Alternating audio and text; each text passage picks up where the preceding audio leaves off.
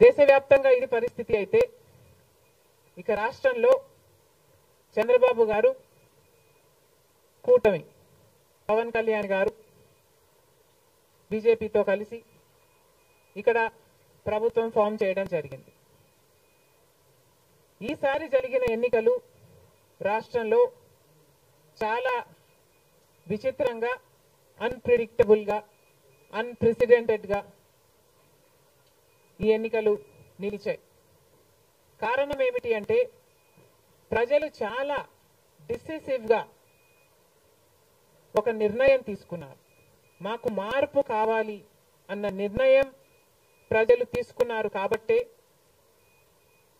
ఈ ఎన్నికలు ఒకే డిసిషన్ మీద ఆధారపడి జరిగిన ఎన్నికలు. For Jagan, against Jagan. ఒకటే డిసిషన్ గా ఈ ఎన్నికలు నిలిచాయి. For Jagan or against Jagan. Against Jagan అన్న మార్పు కావాలి అన్న ఈ గట్టి డిసిషన్ ప్రజలు తీసుకున్నారు కాబట్టి ఈరోజు వాళ్ళ ఓటు వేస్ట్ కాకూడదు అన్నట్టుగా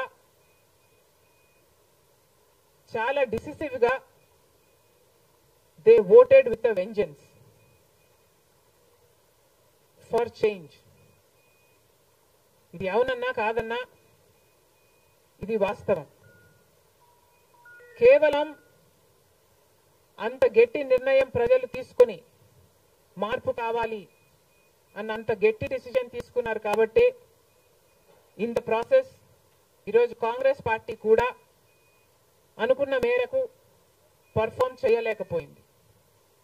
కాంగ్రెస్ పార్టీ కూడా కేవలం నెల రోజుల ముందు సర్వే చేస్తే Congress party vote share between 6 to 7% ఉంది.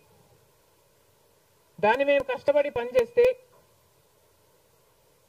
నేనే స్వయంగా 64 కాన్స్టిట్యుయెన్సీల్లో క్యాంపెయిన్ చేయడం కూడా జరిగింది.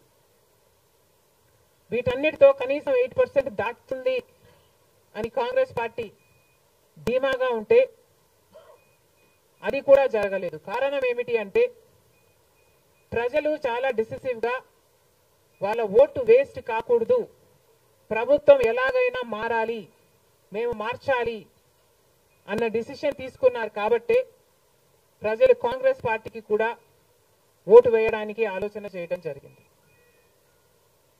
ఏది ఏమైనా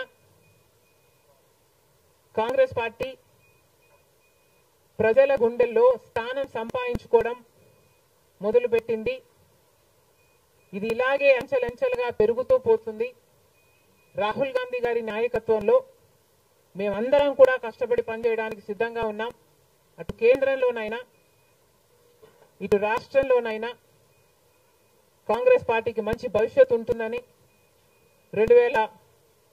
2029 కల్లా మేము ఒక మంచి పొజిషన్లోకి రాగలమని నమ్మకం మా అందరికీ ఉంది. ఈరోజు చంద్రబాబు గారు ముఖ్యమంత్రి ప్రజల తీర్పును గౌరవిస్తూ ఆయనకు మరొకసారి శుభాకాంక్షలు తెలియజేస్తుంది కాంగ్రెస్ పార్టీ. అలాగే చంద్రబాబు గారికి మరొకసారి గుర్తు చేస్తుంది కాంగ్రెస్ పార్టీ మన రాష్ట్రానికి రావాల్సిన ప్రత్యేక హోదా. ప్రత్యేక హోదా అన్నది ఆంధ్ర రాష్ట్ర ప్రజల ఊపిరి.